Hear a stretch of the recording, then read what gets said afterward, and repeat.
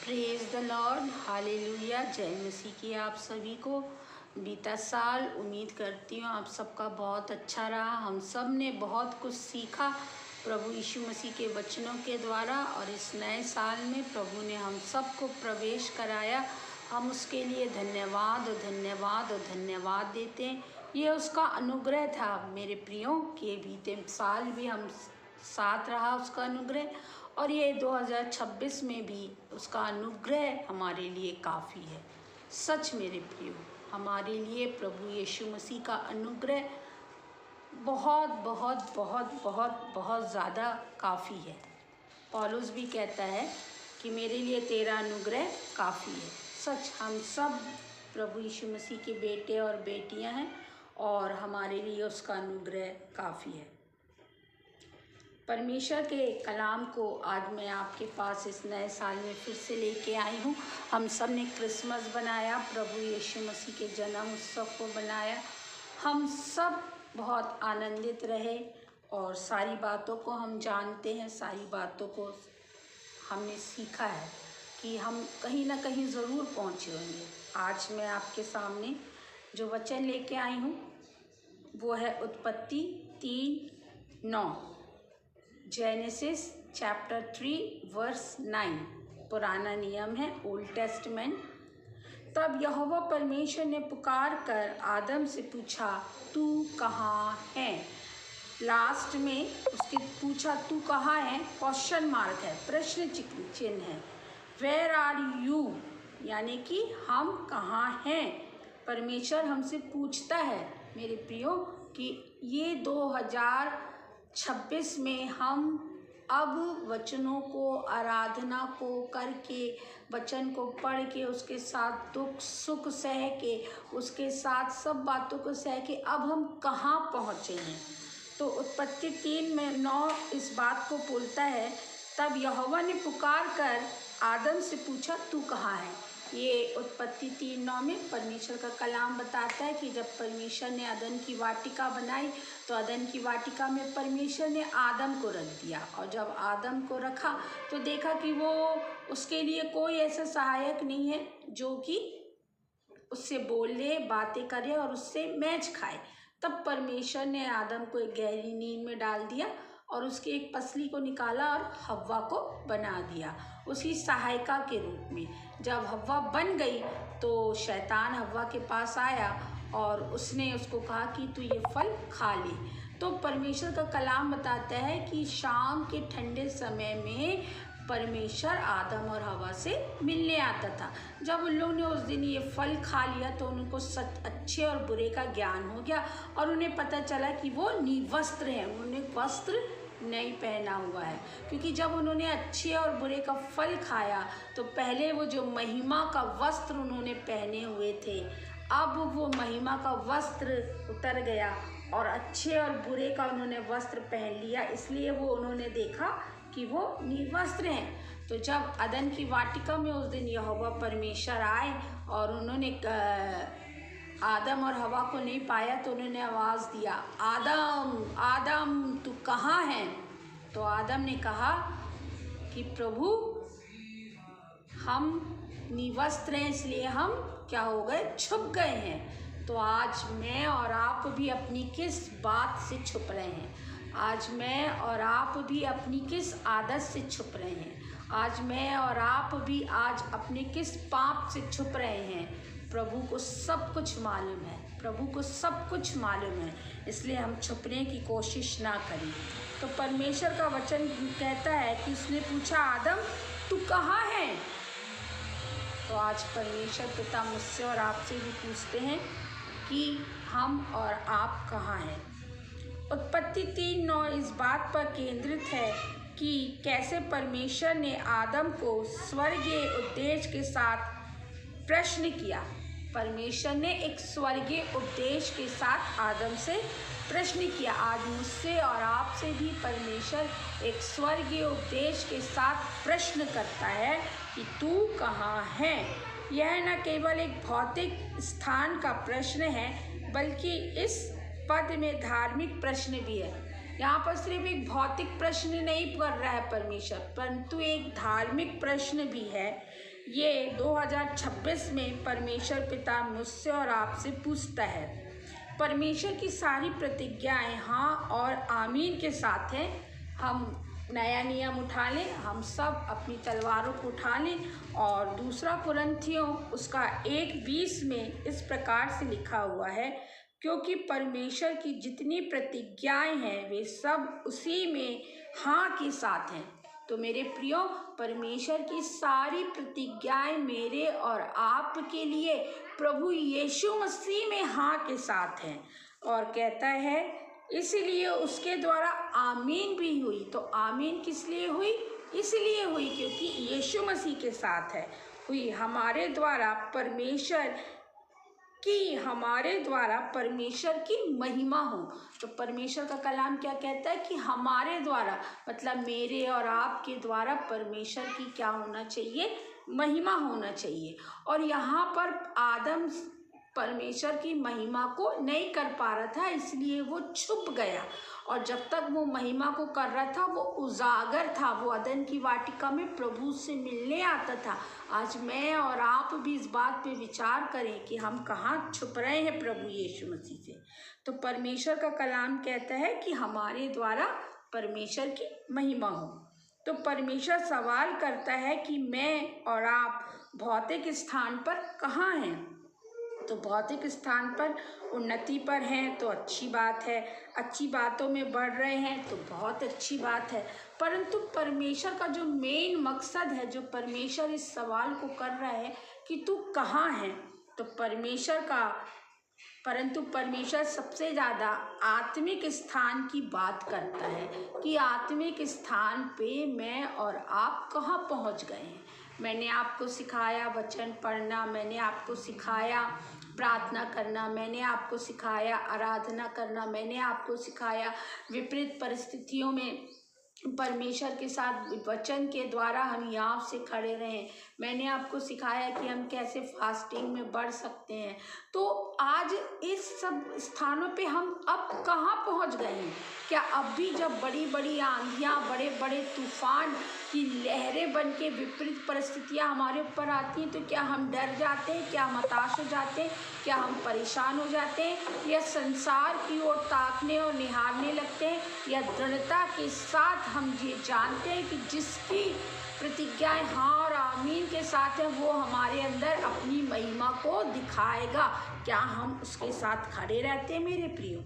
यहाँ पर परमेश्वर कहता है क्या आप, यदि आत्मिक स्थान अच्छा है, यदि आपका आत्मिक, गौर से सुनिएगा, यदि आपका आत्मिक स्थान अच्छा है तो स्वाभाविक है कि आपका भौतिक स्थान बहुत बहुत बहुत बहुत अच्छा होगा।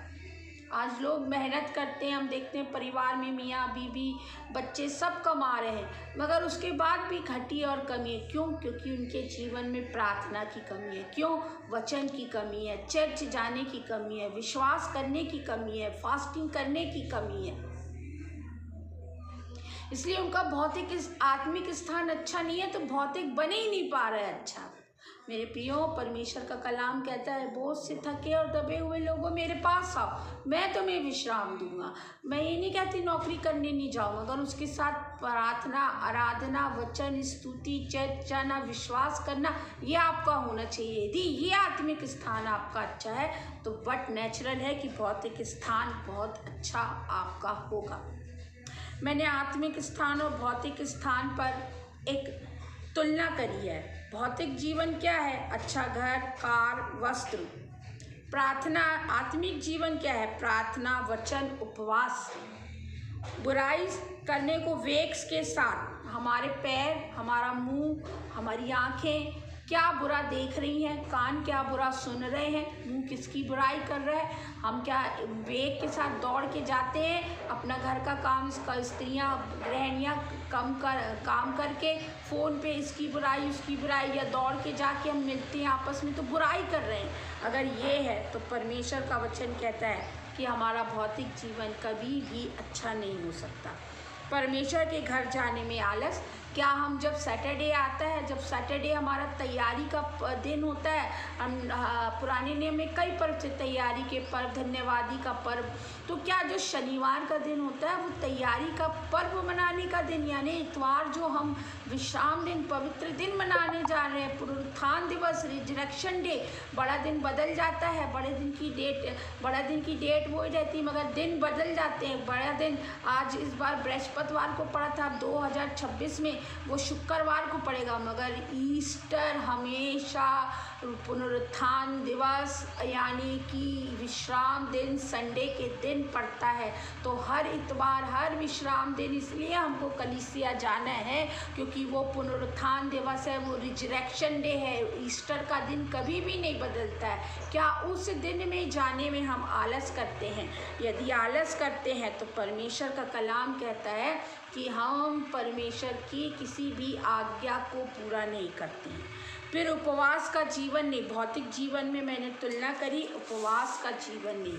फिर हम देखें आत्मिक जीवन में पहला कुरिन्थियों हम निकालें और उसका 9:27 हम देखेंगे कि 9:27 में परमेश्वर का वचन क्या कहता है। परमेश्वर का वचन कहता है, परंतु मैं अपनी देह को मारता कूटता और वश में लाता हूँ, ऐसा ना हो कि औरों को प्रचार करके मैं आप ही किसी रीति से निकम्मा ठहरूं।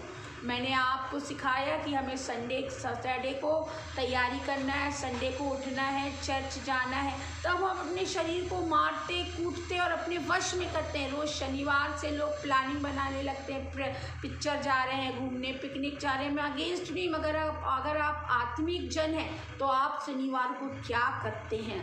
क्या आप ये दिन प्रभु का है? नहीं, मैं शनिवार को कहीं नहीं जाऊंगा, मुझे क्योंकि संडे को चर्च जाना है, मुझे संडे के लिए चर्च की तैयारी करना है, अपने आप को अपडेट करना है, अपने घर को अपडेट करना है, अपने वस्त्रों को अपडेट करके रखना है, ताकि मैं किसी भी प्रकार से सोने में या निंद्रा में किसी भी प्रकार से फंसूँ ना, और मैं सुबह स्तुति आराधना बन के परमेश्वर के भवन में पहुंच सकूं।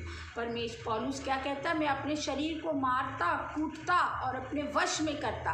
ये बात है कि जब आप अपनी भावनाओं को, अपने सपनों को, कि हम शनिवार को घूमने नहीं जाएंगे, हमारा दिल नहीं करता क्या घूमने जाने का? करता है, मगर हम तो नहीं कर जाते। हम तो, हमारा परिवार जाता है बट हम नहीं जाते। हम कहते नहीं, हमें नहीं जाना है क्योंकि हमें संडे को चर्च में परमेश्वर के भवन में रहना है। परमेश्वर सवाल करता है, कहाँ है मेरी बेटी श्री? तू आज चर्च नहीं आई, तेरी जगह खाली पड़ी है। परमेश्वर सवाल करता है। तो मेरे प्रिय भाई और मेरी बहनों, हमें अपने शरीर को मारता कूटना और वश में लाना है। उपवास करने के लिए मैंने आपको सिखाया, अगर आप सारा दिन का उपवास नहीं करते, सुबह जब तक आप नाश्ता नहीं करते, जब तक आप उपवास का दिन ठहरा सकते हैं। आप अपने शरीर को मारे कूटे और अपने वश में लाएं। फिर परमेश्वर, मैंने भौतिक जीवन में किया है क्षमा, त्याग, समर्पण।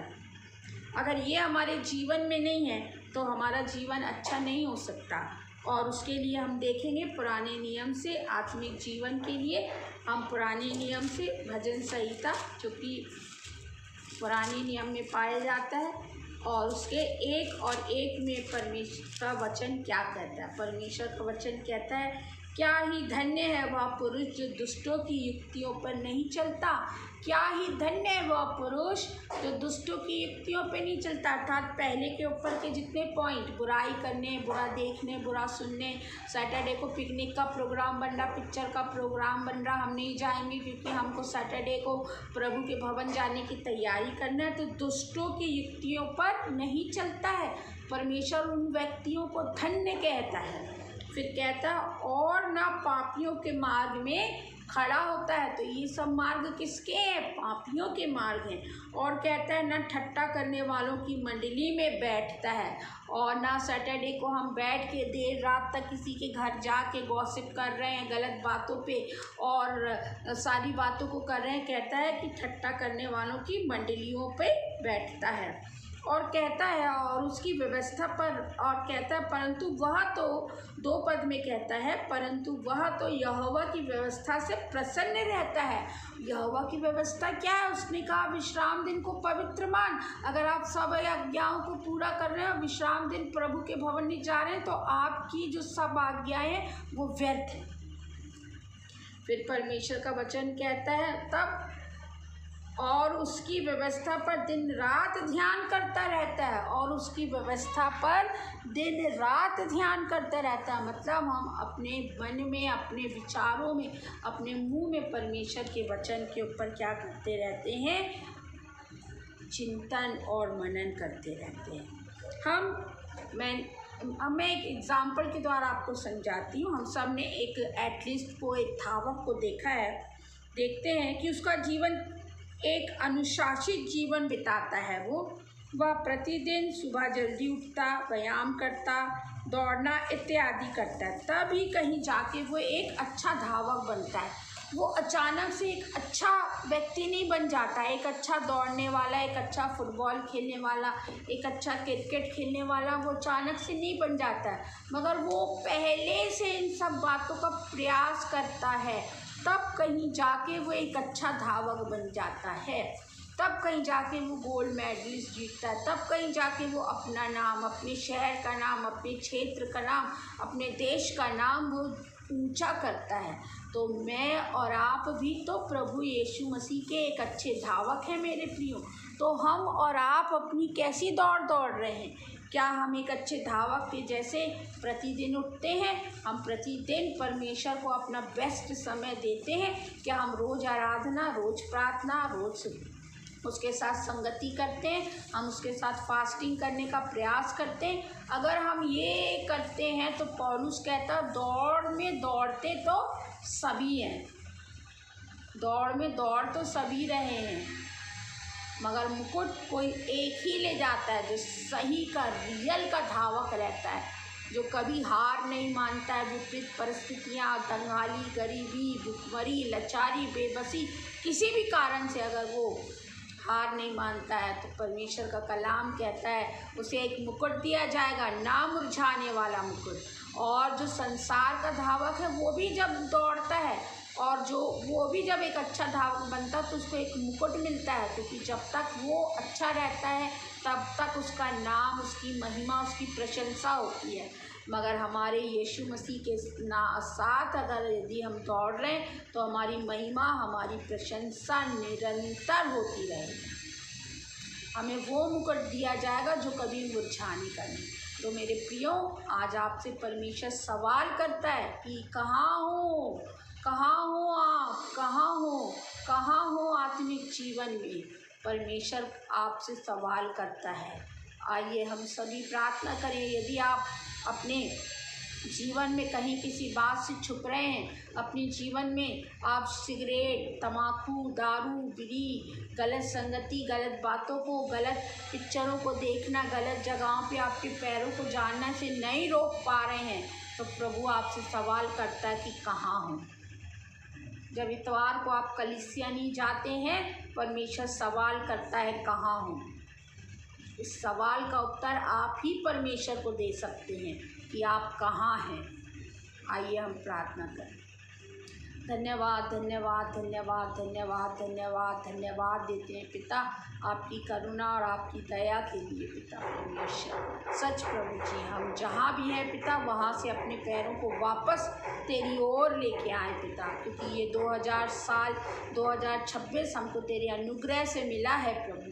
हमारी कोई योग्यता से नहीं मिला है पिता, मगर तेरे अनुग्रह से मिला। तो इस अनुग्रह में पिता परमेश्वर हम जीने वाले बन जाएं, इस अनुग्रह में पिता परमेश्वर हम बढ़ने वाले बन जाएं पिता परमेश्वर। होने देना पिता, एक एक लोगों से आप बोलें और बातें करें पिता, एक एक लोगों के जीवन में आपका अनुग्रह और आपकी दया आ जाए पिता परमेश्वर। ओ प्रभु जी, जितने भी लोग आज प्रभु जी इस प्रचार को सुनते हैं प्रभु, उनके जीवनों से पिता परमेश्वर तुझको महिमा मिले पिता। दया कर प्रभु जी, तू दया कर, तू दया करने वाला खुदा है प्रभु, तू दया कर। आता हूँ तेरे हुजूर, देखता तेरा जला,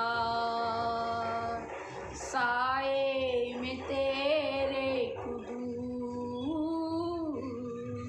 बस आता है ये ख्याल, यीशु पाक है तू पाक है, सजदों पे सजदे करूं, यीशु पाक है तू पाक है, सजदों पे सजदे करूं, सजदों पे सजदे करूं।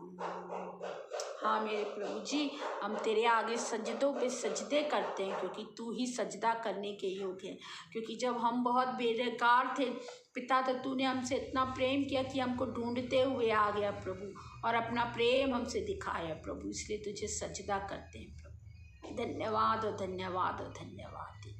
आमीन। जय मसीह की आप सभी को। आपने ज़रूर इस वचन को सुने और लोगों तक पहुंचाएं, और लोगों तक इसको शेयर करें, ताकि यूट्यूब इसको और लोगों तक पहुंचाए।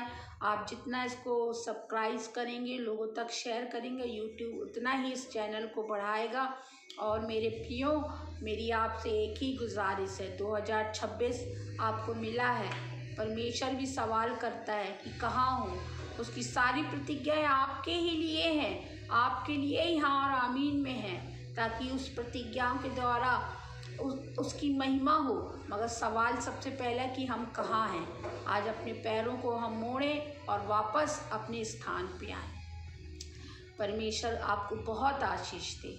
उन्हें देना आपकी जो भी प्रार्थना रिक्वेस्ट है, आप हमको कमेंट बॉक्स में लिख सकते हैं। ये नंबर ही हमारा व्हाट्सअप नंबर है। हम और आप सब मिलके एक दूसरे के लिए प्रार्थना करें, और स्पेशली अपने देश के लिए हम सब प्रार्थना करते हैं। आज हमारे देश में जो परिस्थितियाँ हैं वो हम सब जानते हैं। हमें प्रार्थना की बहुत ज़्यादा ज़रूरत है।